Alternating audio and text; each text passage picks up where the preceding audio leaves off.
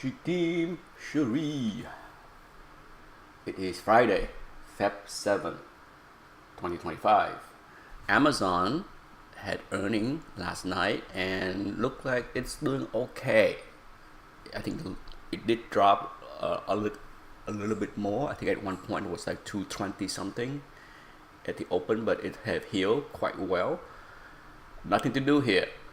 You know, I thought about it as far as putting in an order at 224, but I did not do it, and that was a chance for those that want to get in. See, it got down there,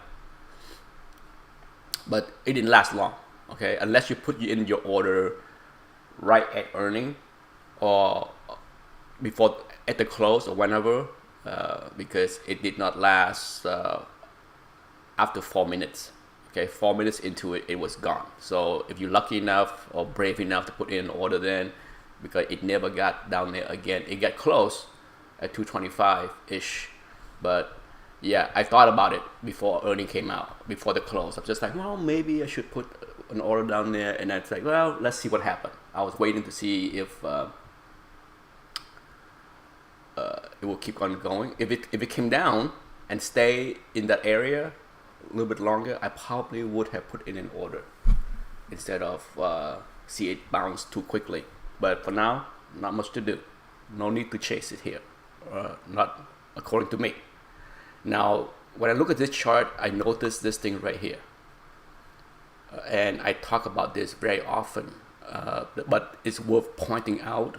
I also talk occasionally about big red candle up day as far as all-time high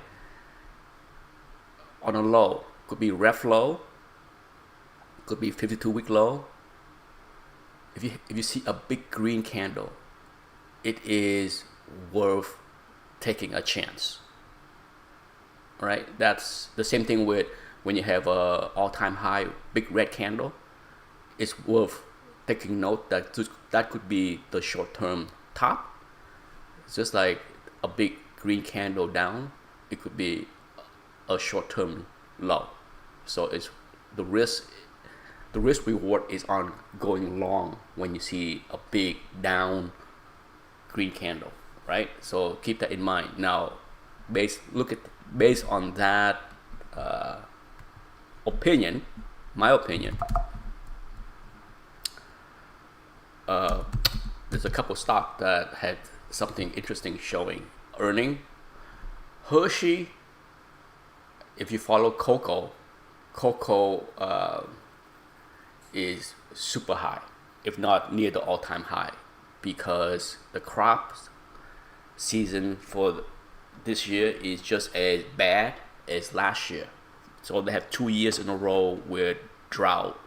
When it comes down to commodities that require, when it comes down to things that grow that require water, there are two things that impact the prices. You got water, rain, drought, and then you have bugs. Okay, sometimes it's some kind of tree disease that harm the trees, right? So it's not always just drought, but for sure drought is what killing cocoa right now, for 2 years now.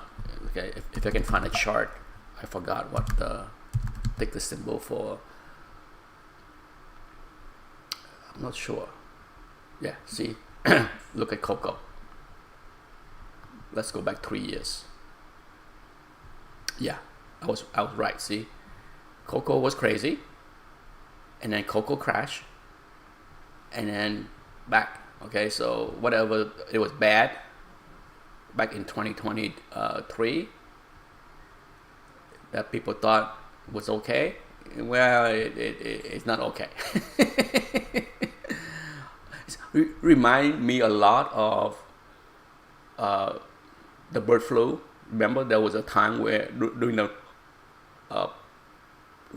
part of the pandemic where egg was really bad. We had one wave of bird flu, and then price of eggs came down, and then the last 3 months or plus, we got another wave of bird flu, and boom, price up again. All right, so let's go back to Hershey.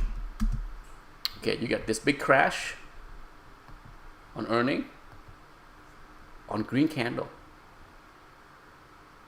and it bounced. Okay, so it's worth watching to see.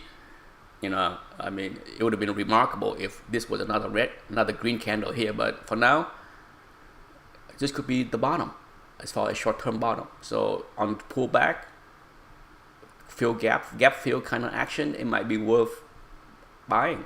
I have MDLZ, and the MDLZ chart look very similar. You get this. Look at this nasty green candle on earning.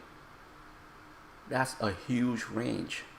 Okay, huge range, and looking good, right? So I'm keeping open mind as far as adding to MDLZ. Okay, it's showing me sign that the short-term bottom could be in, but there's no rush. Okay, the cocoa issue is not going to heal itself overnight. It takes time. So at least